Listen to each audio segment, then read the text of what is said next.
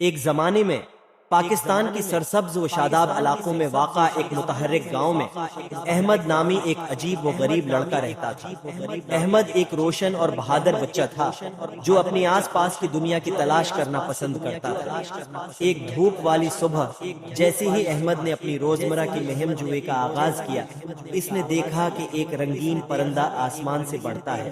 اس کی پروں کا سرخ نیلی اور پیلی رنگ کا ایک خوبصورت مرکب تھا اور اس کی مدھر سرپنگ نے ہوا سخت احمد نے پرندے کی پیروی کرنے اور اس کی راز دریافت کرنے کا فیصلہ کیا۔ اس نے کھیتوں اور گھاس کے میدانوں، دریاؤں اور پہاڑوں پر پرندوں کی پیروی کی، یہاں تک کہ وہ گہنے جنگل تک پہنچ گئے۔ جب احمد نے جنگل میں گہری حرکت کی تو وہ پوشیدہ کلیرنگ پر ٹھوکر کہا گیا۔ وہاں ایک بڑے مشروم پر بیٹھا زارا نامی ایک جادوئی پری تھی۔ زارا کی پروں اور دوستانہ مسکراہٹ تھی۔ اس نے احمد کو گرم جوشی سے سلام کیا اور کہا، ویلکم نوجوان ایکسپلور، میں زارا ہوں، جنگل کے پری ہوں۔ میں دیکھ رہا ہوں کہ آپ بڑی تجسس کے ساتھ پرندے کی پیروی کرتے ہیں۔ کیا آپ اس کی کہانی جاننا چاہیں گے؟ احمد کی آنکھیں جوش و خروش سے چمک گئیں جب انہوں نے بی تابی سے سر ہلایا۔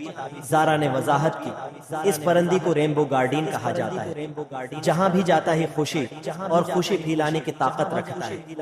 اس کی متحرک رنگ ہمارے خوبصورت ملک پاکستان کے اتحاد اور تنوع کی نمائندگی کرتے ہیں۔ رینبو گارڈین مختلف مقامات کا دورہ کرتا ہے، لوگوں، پودوں اور جانوروں کی زندگیوں کو چھوتا ہے اور ہر ایک کو محبت اور ہم آہنگی کی اہمیت کی یاد دلاتا ہے۔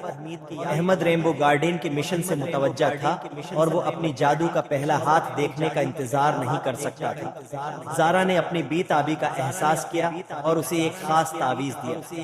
انہوں نے کہا، یہ تعویذ آپ کو رینبو گارڈین سے بات چیت کرنے اور اس کی محبت اور اتحاد کے پیغامات کو سمجھنے کی اجازت دے گا، لیکن یاد رکھنا، آپ کو اپنی طاقت کو دانشمندی سے استعمال کرنا چاہیے اور جہاں بھی جائیں احسان پھیلانا چاہیے۔ تحفے کے لیے شکر گزار احمد نے زارا کا شکریہ ادا کیا اور اس کی گردن کے گرد گھومنے والی تعویذ کے ساتھ جنگل چھوڑ دیا۔ اور رینبو گارڈن کی مہم جوئے جاری رہے، جس سے پورے پاکستان میں بچوں کو تنوع، فروغ دوستے کو گلے لگانے اور محبت اور ہم آہنگی سے بھرا ہوا ایک روشن مستقبل پیدا کرنے کی